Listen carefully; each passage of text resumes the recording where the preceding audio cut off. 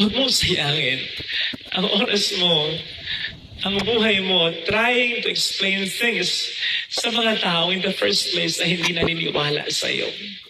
Huwag mong sayangin ang buhay mo na pinatutunayan ang sarili mo sa mga taong in the first place ay hindi naniniwala sa iyo at hindi natutuwa sa mga magagandang nangyayari sa buhay mo. Kapatid, walang amount ng explanation. At kahit magpatumbling ka pa dyan, kahit kumain ka pa ng apoy, kahit gumawa ka pa ng mga himala at milagro, hindi bibilib at hindi bibilib sa iyo. Ang mga tao sa una pa lang ay wala ng paniwala sa iyo at hindi natutuwa sa mga accomplishments mo. Kung si Kristo na ganon, paano pa kaya tayo?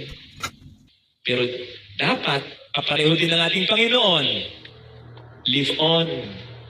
Move on. Besides, arating naman ang panahon